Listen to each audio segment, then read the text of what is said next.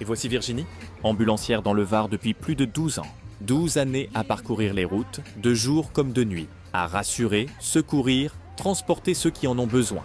Toujours avec le sourire et le cœur sur la main. Mais ces derniers temps, la vie est devenue un peu plus compliquée.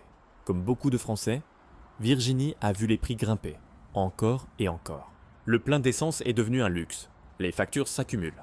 Les fins de mois se raccourcissent. Et malgré tout, il faut continuer d'avancer. Alors Virginie a pris une décision radicale. Parce qu'aller travailler coûte désormais trop cher. Elle a trouvé une solution à sa manière.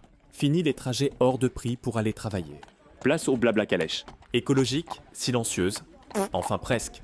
Et surtout économique, cette nouvelle monture lui permet désormais de rejoindre son travail autrement. Du cœur du Var jusqu'aux routes de Provence, Virginie trace son chemin, entre courage, débrouille et bonne humeur. Parce que le président, il a dit quoi? Le président, il a dit que ceux qui ne pouvaient plus aller travailler à cause du carburant, ben, je vais faire du télétravail. Je suis ambulancière, moi, je ne suis pas livreuse de PDF. Je ne transfère pas les patients par mail, je ne fais pas du massage cardiaque en visioconférence. Eh ouais, faut réfléchir un peu. Alors moi, j'ai réfléchi, hein. Je ne peux plus aller travailler à cause du carburant, je ne peux pas faire de télétravail. Eh ben voilà, j'ai payé une botte de foin et je fais du blabla calèche. Vous avez compris? Mais attention, hein, chevaline premium, hein, on s'est fait plaisir quand même, hein, parce que là, il y en a des chevaux sous le capot. Hein. Ah, ça, c'est drôle, note. Ah, ben ça y est, je suis arrivée à mon travail. Bon, ben, travaillez bien à l'école, hein. À plus tard.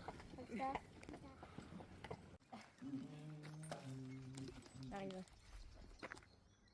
Et voilà, Bertrand, une belle poule pour te remercier pour le trajet. Fais gaffe, hein, parce que ça devient une vraie monnaie d'échange, hein. Tu sais, les œufs, ils deviennent de plus en plus chers, de plus en plus rares. Avant, on les cherchait qu'à Pâques, maintenant, on les cherche toute l'année. Moi, je sens, hein, faut investir dans la crypto-poule.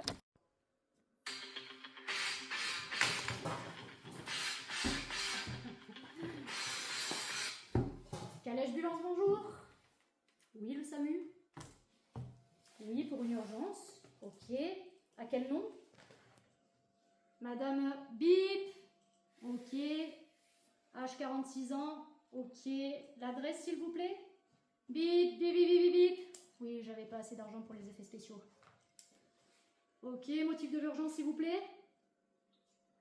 Ok. Eh ben, on arrive tout de suite, c'est parti.